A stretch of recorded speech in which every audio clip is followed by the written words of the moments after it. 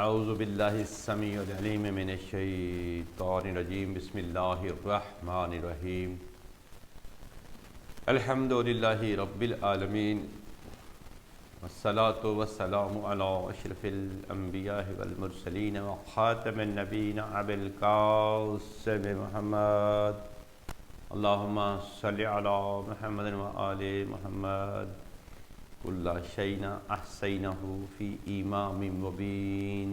صلوات پڑھ لیجیے۔ اللہم صلی علی محمد وآل محمد۔ ارباب دانش مومنین اکرام، تمام صاحبان قدر، صاحبان علم، آج میری امامت پر پہلی نشست شروع ہو رہی ہے کہ اصول دین کا یہ جو امامت کا حصہ ہے، توحید، عدل، نبوت، امامت، چوتھے نمبر پہ آ گئے ہم۔ امامت کے حصے پر ہم آج کی خطابت کا عنوان آپ کے سامنے پیش کریں گے۔ اللہ ارشاد فرما رہا ہے قرآن کریم میں کہ ہم نے ہر چیز کا علم امام کو عطا کر دیا۔ کل شیء احصینہ فی امام مبین، یہ سورہ یاسین کی میں نے آیت کا ایک حصہ پڑھا، تو میں نے جو کل تلاوت کی تھی سورہ بنی اسرائیل کی 71 نمبر آیت، یوم ندعو کل اناس بامامہم فمن اوتی کتابہ بیمینہ فاولئک یقرؤون کتابہم ولا یظلمون فتیلا۔ اللہ ارشاد فرما رہا ہے، دنیا والوں کو پیغام دے رہا ہے کہ ہر شخص کو قیامت کے روز اپنے اپنے امام کے پیچھے بلایا جائے گا، اور اس کے دانے ہاتھ پہ بے یمینہ ہی، ہاتھ پہ دانے ہاتھ پر کتاب اعمال نامہ رکھا جائے گا، اور وہ خود اپنا اعمال نامہ پڑھے گا، اور اس کے اوپر دھاگے بھر بھی ظلم نہیں کیا جائے گا، اس کے ساتھ پورا احتساب ہوگا، یعنی اپنا لکھا ہوا خود پڑھے گا۔ تو دوستو، جب اللہ نے ارشاد فرما دیا یوم ندعو کل اناس بامامہم، ہر شخص، ہر انسان اپنے اپنے امام کے پیچھے، یعنی جس کو قوم جیسا مانتی ہوگی، جو بندہ اپنے امام کو جیسا مانتا ہوگا، جیسا اس کا امام ہوگا، وہی عقیدہ اس کی قوم کا ہوگا۔ اگر اس کا امام جنتی ہوگا تو وہ ماننے والا، اس کا پیروکار جنتی ہوگا۔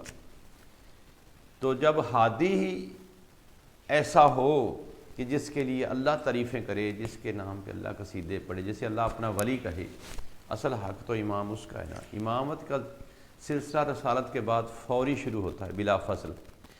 امامت میں وہی کوالٹی، وہی علم، وہی حلم، وہی اس کے اندر جو جتنی چیزیں ہیں اشکال بھری، علم بھری، جو نبوت کے پاس ہیں، فرق اتنا ہے، وہ رسول ہے، وہ نبی ہے، وہ امام ہے۔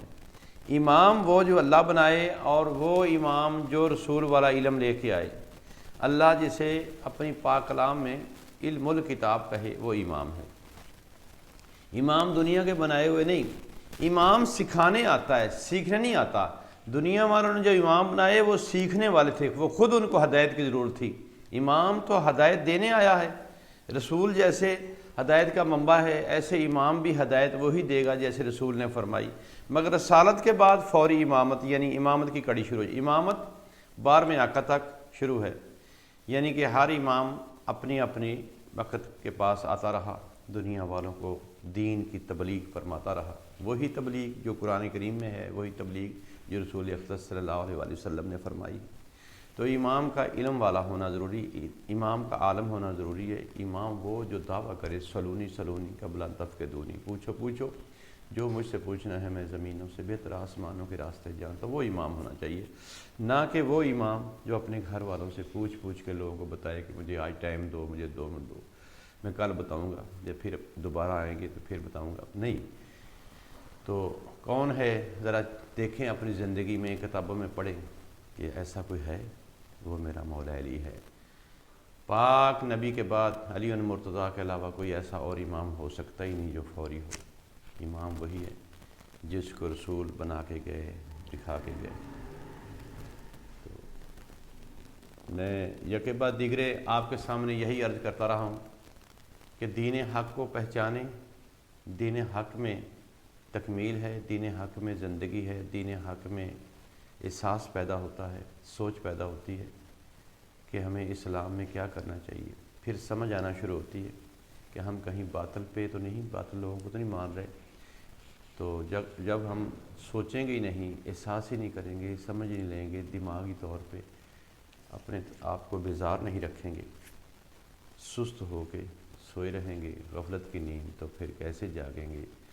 جاگ کر سوچنا ہوگا، سننا ہوگا۔ اور اگلی نشست میں دوسرا حصہ پیش کروں گا۔ وآخر دعوانا الحمدللہ رب العالمین۔